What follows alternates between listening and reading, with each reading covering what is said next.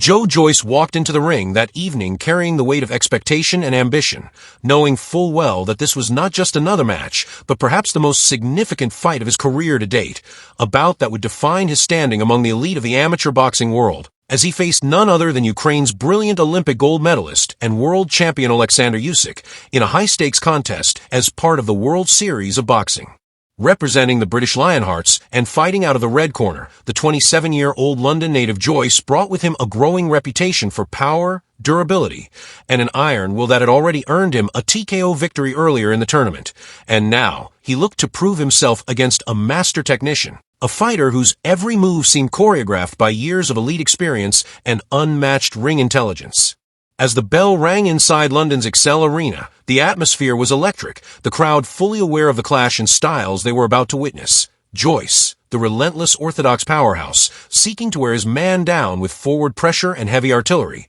and Usyk, the agile Southpaw genius, poised to frustrate, dissect, and outmaneuver his opponent with fluid movement, sharp counters, and footwork as refined as any boxer in the modern era. From the very first exchange, the challenge facing Joyce became clear, as Usyk immediately established his distance, circling the ring with purpose, popping quick jabs and straight left hands that landed cleanly before he effortlessly pivoted away from danger, forcing Joyce to chase and reach, always just a moment too late. Yet Joyce, undeterred by the early challenges, stayed disciplined behind a high guard, cutting off angles where possible, and beginning to find occasional success with his long jab and occasional body shots, though his low right hand left him exposed repeatedly to Usyk's lightning-fast straight lefts. As the fight unfolded, Joyce's strategy remained consistent: stay in Usyk's chest, make it rough, and look to slow down the quicker man with volume and physicality. But each time he moved in, Usyk's reactions were razor-sharp, his feet dancing him out of trouble, his hands firing back with multi-punch combinations before disappearing again, like smoke in the wind.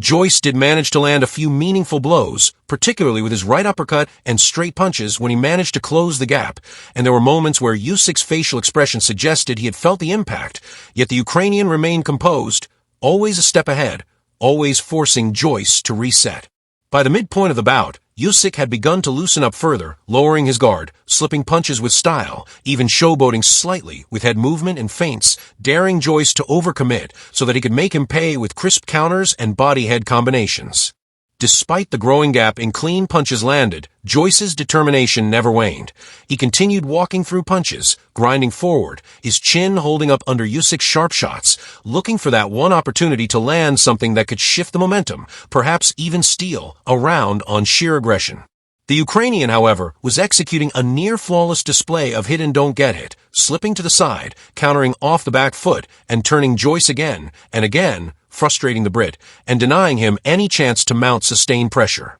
Joyce's best moments came when he doubled up the jab and followed with the right hand, or when he committed to the uppercut inside, but even then Usyk would adapt, stepping out at an angle or tying Joyce up briefly before returning to work with sharp hooks and fast flurries. Entering the final rounds, the intensity rose as Joyce, knowing he likely trailed on the scorecards, upped the pressure and let his hands go more freely, connecting with a few powerful shots that brought audible gasps from the crowd. But Usyk responded with veteran poise, slipping, pivoting, and firing back in volume, all while staying composed and dictating the rhythm of the fight. With each passing second, Usyk's performance became a masterclass in control and timing, his southpaw stance, educated feet, and brilliant anticipation nullifying Joyce's physical advantages, while his combination punching and head movement further emphasized the technical gulf between them. Still, there was never a moment where Joyce appeared broken or defeated in spirit. He kept coming forward, kept swinging, his engine never failing,